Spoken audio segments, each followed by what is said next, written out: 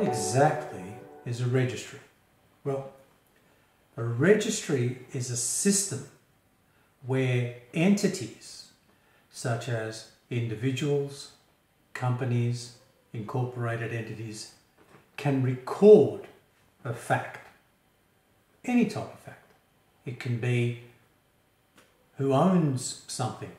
We record it on the registry. It could simply be the fact that you're married, or the fact that you have some interest in something. So the point of a registry is that it is a system where entities can record facts.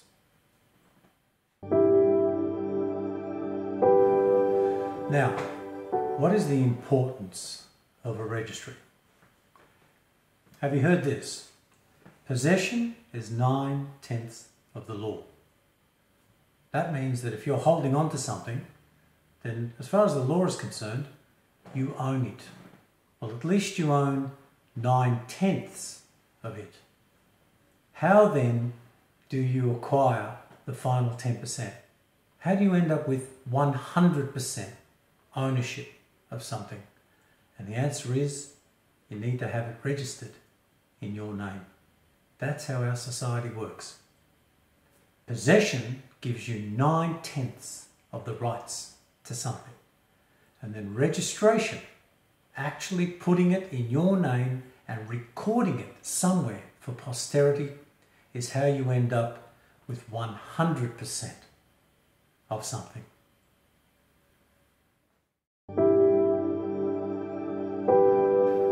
Now, are all registries the same? Are they all created equal? Well, the short answer is no. Depending on the type of registry that you have, determines its status in the legal system. For example, there's a hierarchy of registries. The highest registry you can be on, the one that's pretty much unquestionable, is the ecclesiastic. If your name appears on the records in a church, then that's about as definitive a fact as it can be. For example, when you're born, your parents will have rushed you to church, will have had you baptized or christened, and then immediately thereafter, your name would have been recorded in the church book.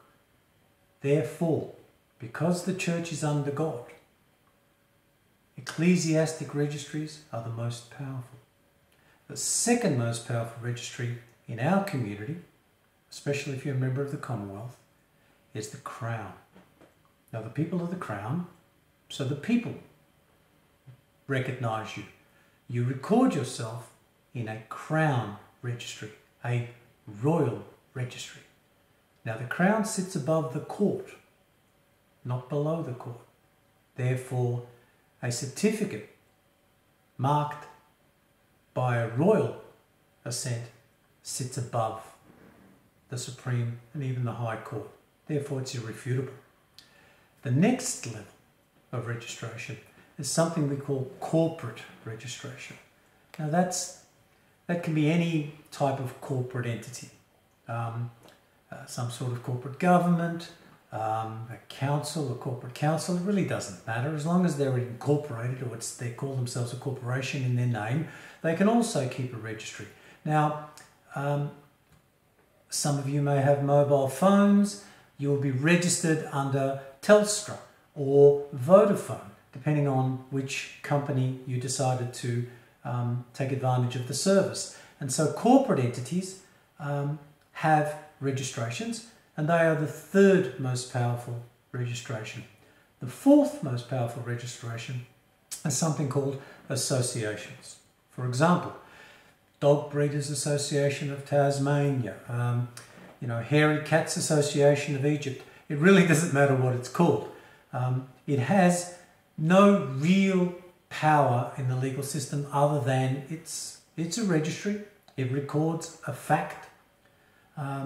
And so in that regard, all registries are not created equal. Some have more authority and power than others.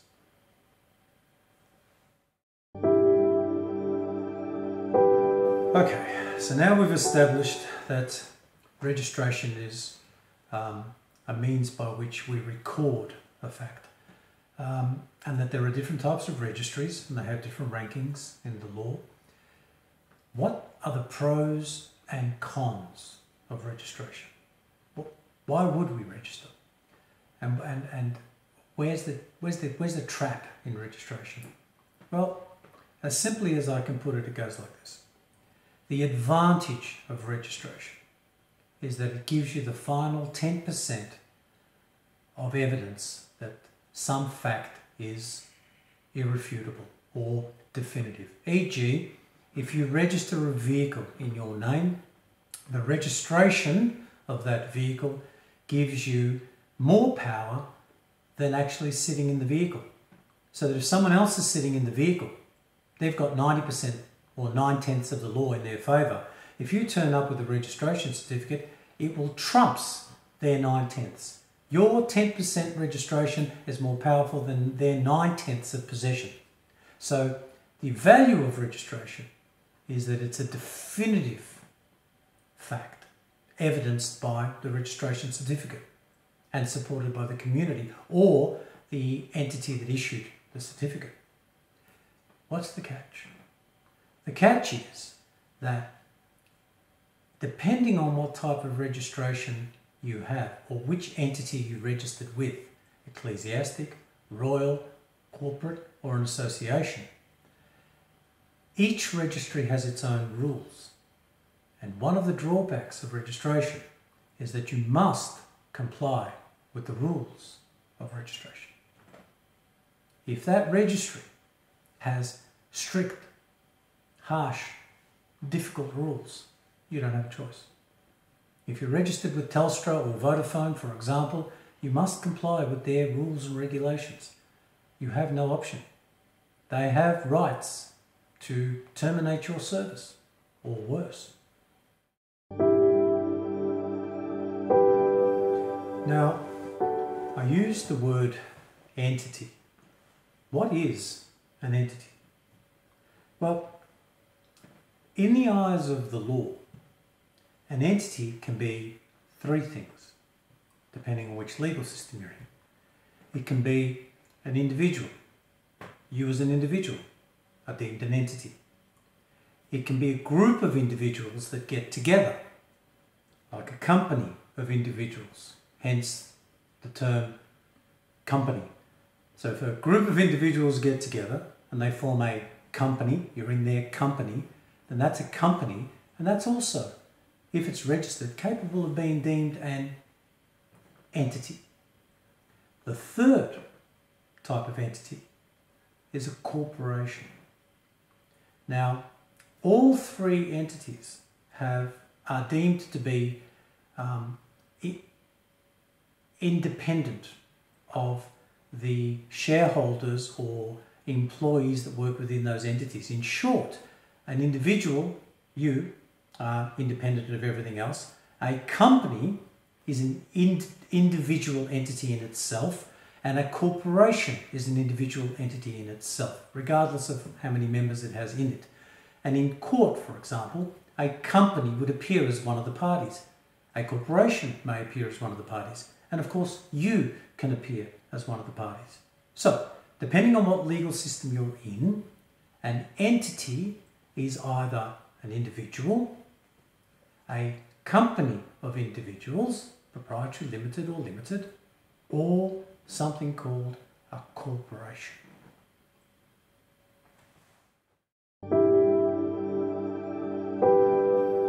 Now, what is a trust? A trust, in essence, is an agreement between an individual and a trustee. That's it. What does that mean? Well, let's say I want to create a trust. Let's say I want to leave some money to somebody, perhaps one of my grandchildren. What I do is I approach a trustee, another person, somebody I trust. Could be my lawyer, could be my accountant, could be a relative, it doesn't really matter. What matters is that I trust them. And then I say to that person, I wish to leave some benefit to my grandchild in the event of my passing. Can I trust you to make sure that that happens when I pass? And if the trustee accepts the position as trustee, then you draft up a document to record what your wishes are, a little bit like a will. And I might say, well, I want all my money to be put in an account for the benefit of my grandson or granddaughter. And the trustee reads those requirements and says, I accept. I will make sure that happens. That is a trust. Now, to form a trust, the minimum you need is somebody who wants to create the trust and a trustee who agrees to administer or at least maintain the trust throughout or from the moment of its inception. Now, there are two other things that are handy in a trust. One of them is a beneficiary. Somebody has to benefit from this trust, otherwise what is the point of the trust? Now, in my scenario, it was my grandchild. My grandchild is the beneficiary. It doesn't have to be a grandchild, it can be anyone. It can be a bunch of cats. It really doesn't matter. What matters is that you have a beneficiary, someone who the trust is for the benefit of, a beneficial trust, which is the only type of trust that really exists. The next thing you also need is someone to administer the trust, to manage it, to run it. So here's the way it works. I approach a trustee to create a trust. Then something happens to me. I pass. The trustee carries out my wishes, whatever they were. The trustee must make every decision for the benefit of the beneficiary, my grandson. He's not allowed to do anything else. And he can only listen to the administrator appointed over the trust. Now, if that administrator is an uncle or a cousin or somebody else, well, that's the person who's administering or looking after the trust, but always for the benefit of the beneficiary. So in short, there are three minimum entities that need to be involved to create a trust. There needs to be a trustee. They have the final say. There needs to be a beneficiary. They get the benefit of the final say. And there needs to be an administrator of the trust. They get to do all the work of filling out the forms and so on.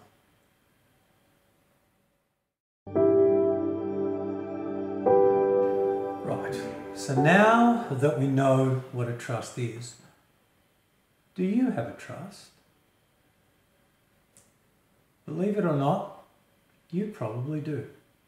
You may not be aware of it, but there's a very good chance that right now there is a trust that exists with money in it, and you are the beneficiary of that trust. Now, if that's true, then this is how that trust was created for you. When you were born, a certificate was produced. You would know it as a birth certificate. That certificate was given a number. You would know that as a registration number.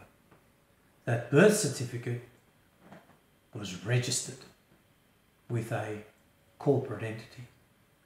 That corporate entity created a trust for the beneficiary of that birth certificate. And believe it or not, that's you. So right now, somewhere, there is a trust with your name on it, and you are the beneficiary of that trust. And it probably has a lot of money in it.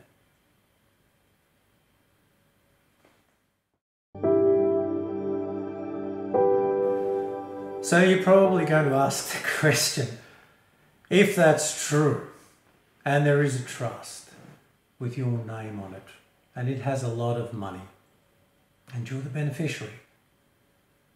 How do you get your hands on that money, right? Well, it's deceptively easy. You see, all you need to do is to locate the trustee.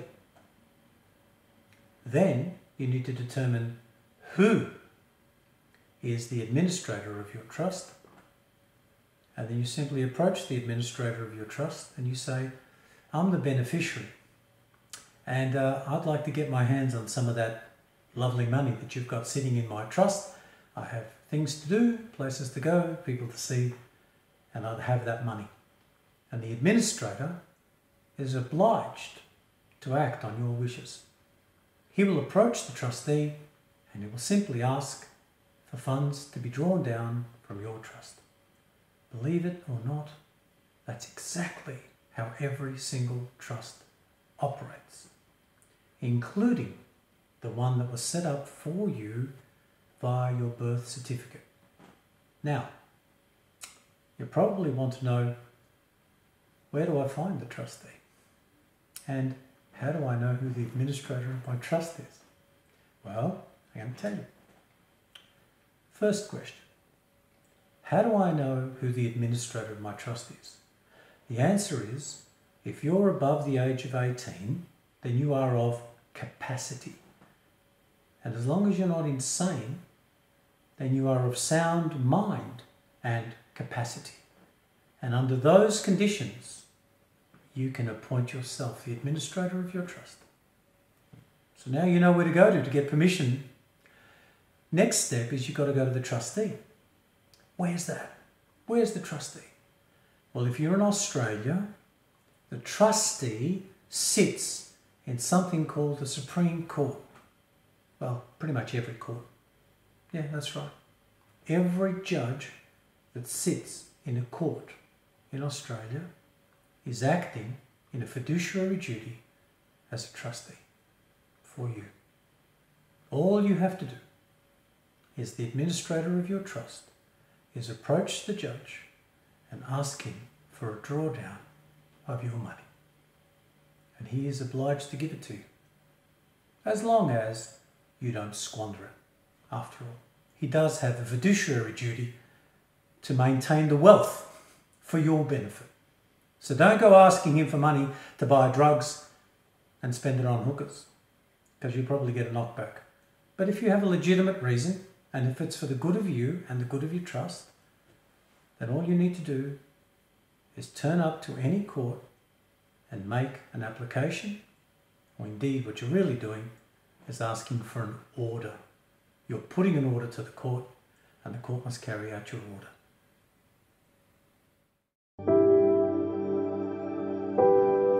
So now we've established that each and every one of us is the beneficiary of this fantastic trust, which has tons of money in it. Now, in theory, we should be really chuffed with that. We should be really happy. But obviously, there's a catch. What's the catch? What's the catch? What's the trick? The trick is that that trust is registered. It's registered with an organisation called the UCC. And what it does, or what that means is, remember what we said about registration. Depending on where you're registered, depends on what rules apply to you.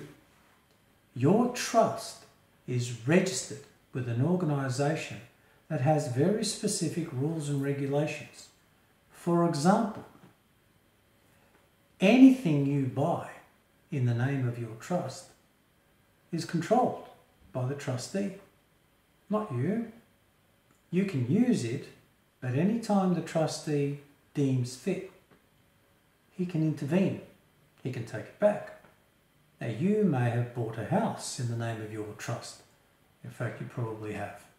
If you check, you probably find that the home you're living in now that you think is yours is actually owned by your trust. That's easy to determine. Check your certificate of title and see if your name is written in capital letters. If it is, it's a trust. Or you may have remembered when you applied for some funding from a bank, you may have given them 100 points of ID. Well, that's the trick. See, those 100 points of ID that you gave them were a driver's license, perhaps a passport, perhaps a Medicare card. Every one of those has your name in capital letters. In other words, your driver's license is not yours. It belongs to your trust. Your car's not yours. It belongs to your trust. Your bank account is not yours. It belongs to your trust. And that's the catch.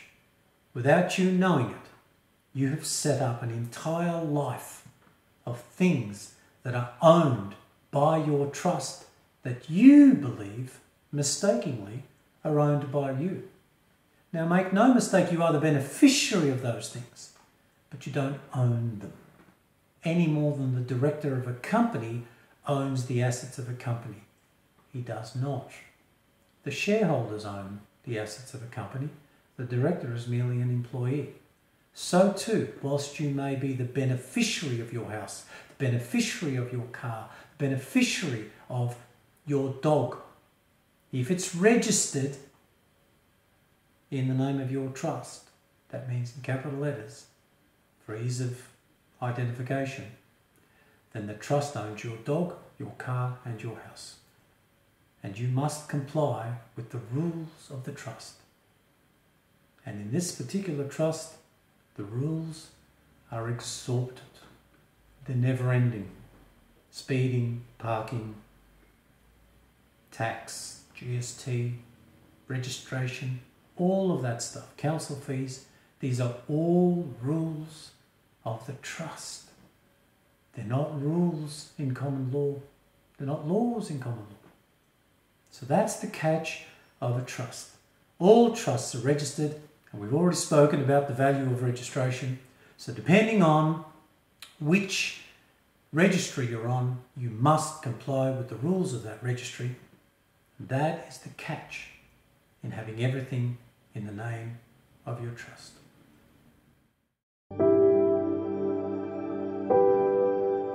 All right, how exactly does accessing your trust work?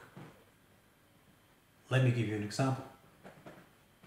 Let's say you'd like some money to buy a house because you don't have enough money to buy a house. So what do? You think, well, I don't have enough money. I'm not rich enough. I don't have enough money in my savings account, because at this point you don't know that you're a trust. You think you're a living person. So what you do is you go to somebody called a bank manager, and you sit down with this person and you say to this person, hello, I would have monies. Could you provide me with some money so that I can buy a house? Now, he knows something that you probably don't. He knows that you're a trust. You think you're a living person, but you're not. You're a trust. So he then says to you, because he's pretty confident that you're worth a lot of money. Bank managers don't talk to vagrants, poor people. They talk to rich people. That's who bank managers like to talk to, and that's why they're talking to you. Because unbeknownst to you, you're rich. So he sits down and he says, sure, I think we can help you. What do you need your money for? You say, well, to buy a house. Now straight away, he's happy with that, because he knows the trustee will approve a drawdown of your monies. Now, he's not telling you that he's about to draw down on your money. What he's telling you is that he's going to fill in an application form so that you can borrow some money. Well, obviously you can't borrow money from yourself, can you? So who are you borrowing money from? Well, you're not. There's no borrowing taking place. It's just some legalese. So this is what's happening. You go to your bank manager, you ask for money, and the first thing he does is he asks you for some identification. He wants 100 points of ID. And what do? You give him a driver's license. You don't notice that your driver's license is written in capital letters. You then give him your passport. You don't notice your passport is written in capital letters. And then you give him maybe your Medicare card, and you don't notice your Medicare card is written in capital letters. And when you give him those three items which add up to 100 points of identification, Well, he rubs his hands together and he smiles and he says, "Excellent, I've identified you." He doesn't finish the sentence. If he finished the sentence, it'd sound like this: "Excellent, I've identified you as a trust. And I happen to know that your trust has got hundreds of millions of dollars sitting there waiting for you to use." So what exactly does the bank manager do after that meeting? Well, he asks you to fill in some documents, which you do, application forms for a loan, as he would call it. Then he delivers those documents to the trustee. What trustee? The trustee of your trust, because he knows exactly where they are, because he has a license agreement to deal with them directly. You don't, he does. All banks have license agreements to deal directly with the trustee. He knows where he is and he knows how much you're worth.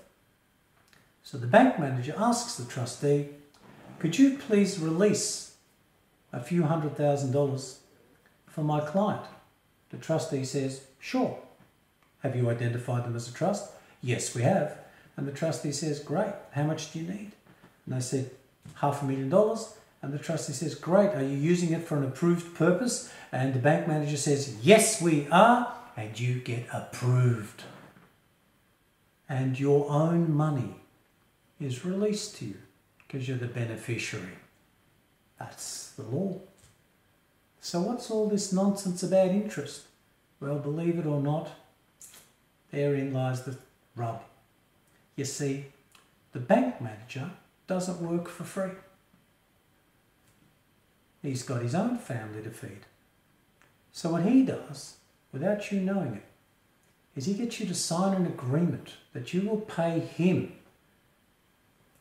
a commission for preparing the paperwork and then monitoring your loan and sending you your statements every month. And for that onerous task, he charges you something that you recognize as interest. But you're not paying interest to the trust because it's your trust. You're not paying interest to the trustee because he has no right to claim interest off you. This concept of interest is nothing more than an agreement to pay commission to the bank for filling in the documents and applying for a drawdown of your own money. The bank is just a broker. They're not lending you their money. They're lending you your money.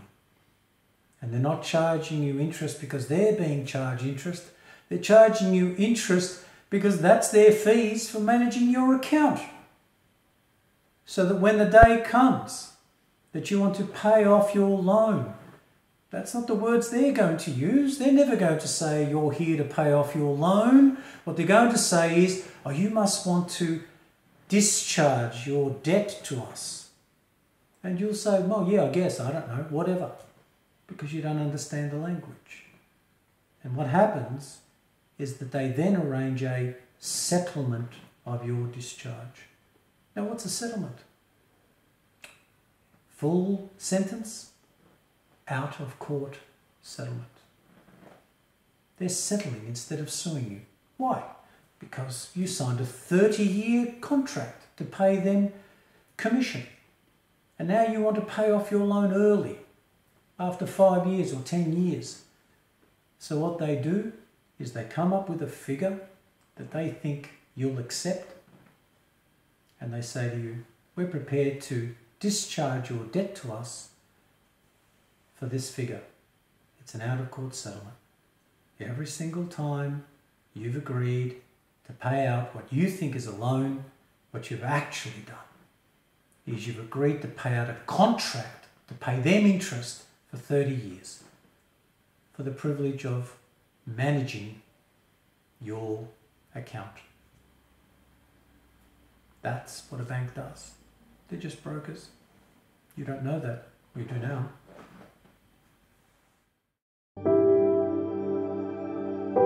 So what's this thing called a mortgage?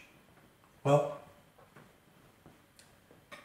when the bank manager gets you to sign this 30-year or 25-year agreement to pay them commission for managing your account, he places a security over your certificate of title.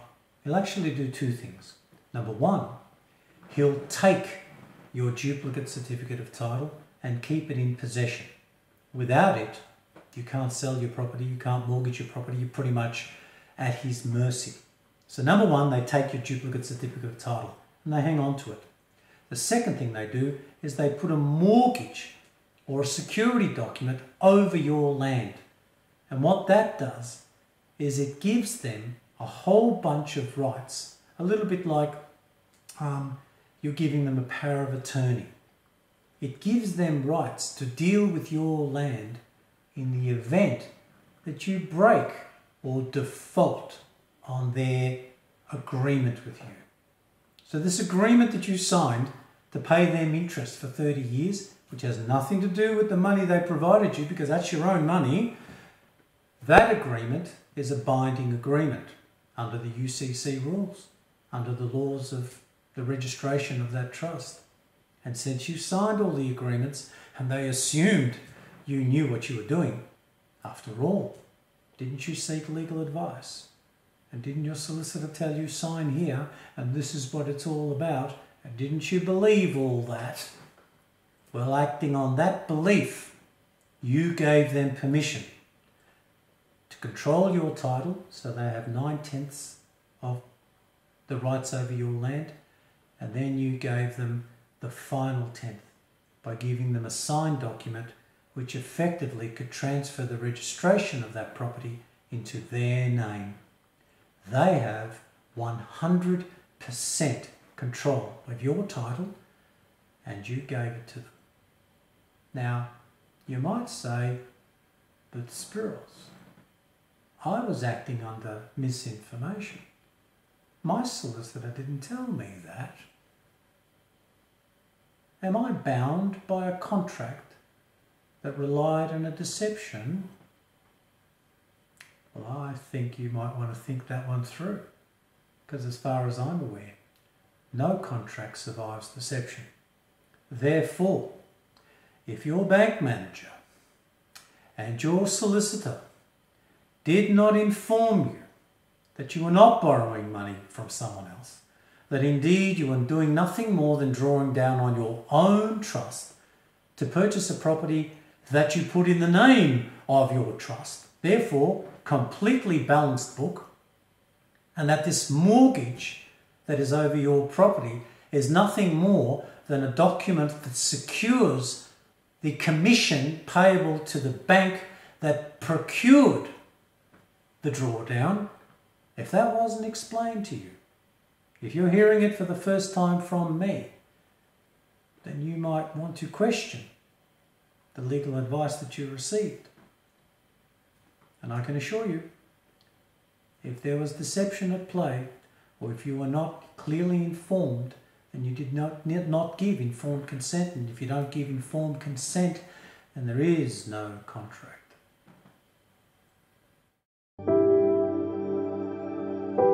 So let's talk about this thing called the legal system. Well, in Australia, there are two. There is the corporate legal system, which applies to corporations, and there is the common law legal system, which applies to subjects of the Crown. Let's go into that. It gets a little complicated. Let's begin with the first one. The common law subjects of the Crown legal system. Well, in Australia, because we're part of the Commonwealth, we've inherited a legal system. It started with something called the Magna Carta. Now, the Magna Carta, which occurred back in 1200 and something, I think it's 1215, was a time when we had a rather nasty king. And the people got together and they said to the king, look, we're sick and tired of you being a nasty bloke, taking all of our possessions and doing whatever you think you want. We're living beings too, we have rights, at least that's what we thought back then. And so we said to the king, either you pull your head in or we chop it off. And by that we meant we have an agreement and we want you to sign it and then we want you to honour it.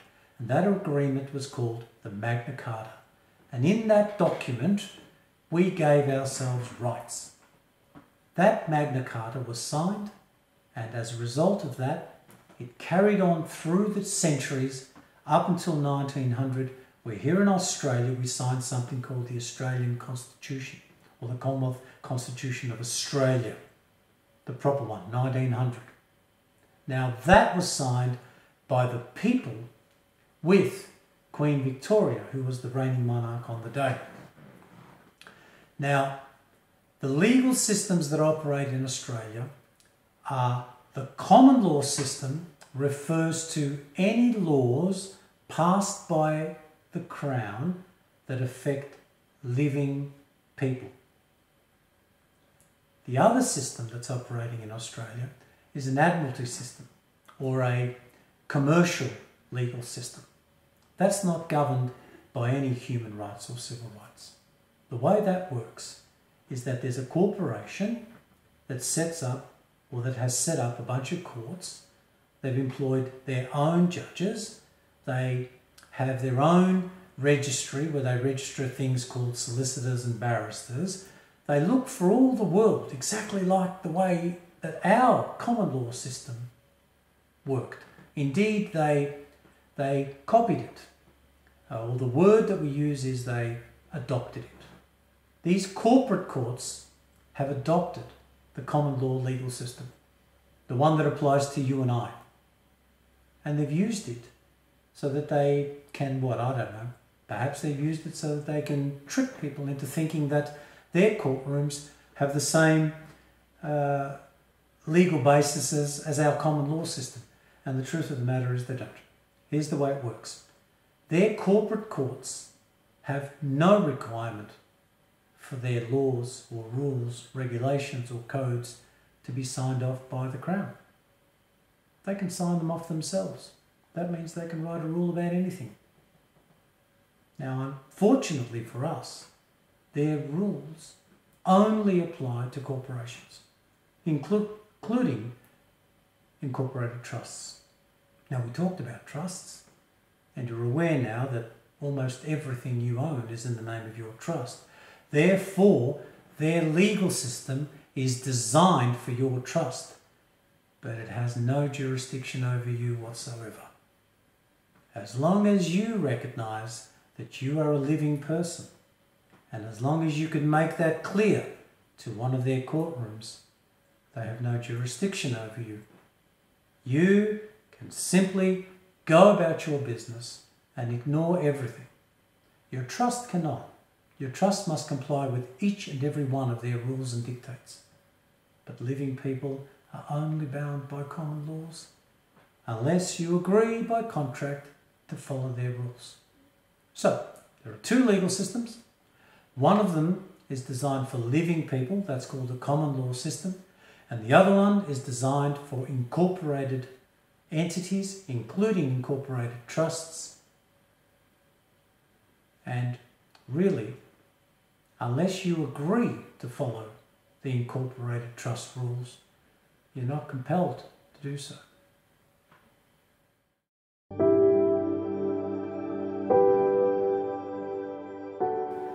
So how do we get out of this corporate treadmill that we all seem to be on? Well, it's diabolically simple. The corporate treadmill relies on a corporate registry. In short, every single one of us, by our birth certificate, is registered on the corporate system. Now, all we need to do to get out of it is to register ourselves outside the corporate system. Now, in an earlier video, we discussed the different types of registries. Well, the one I'm recommending that we take is a royal registry. Instead of remaining registered as trusts in the corporate registry, we attend a royal registry and we register ourselves as living, breathing human beings. Once we do that, once we are recognized by a registry as a living, breathing human being, mind, body and spirit, then none of the rules, regulations and codes of the corporate system apply to us. Subjects of the Crown only have to follow the rules of the Crown. Corporate registries must follow the rules of the corporation. But at the moment, most of us are only registered with that corporate registration. So, find a royal registry and register yourselves as living, breathing human beings in your own right under that registry. Get a certificate, and that certificate will be your ticket to freedom. It's as simple as that. As long as you have registration, what did we say? 10/10 of the law are in your favour. Now at the moment, in Australia, there is one royal registry. It's the Royal Registry DeJure. And you can find it under royalregistrydejure.com.au or royalregistrydejure.law. That'll be its website. Or you can write to them. But in any event, if we register with the Royal Registry as living souls, subject of the Crown or subject of the Constitution, subjects of our Commonwealth, then that pretty much is your get out of jail free card every day of the week.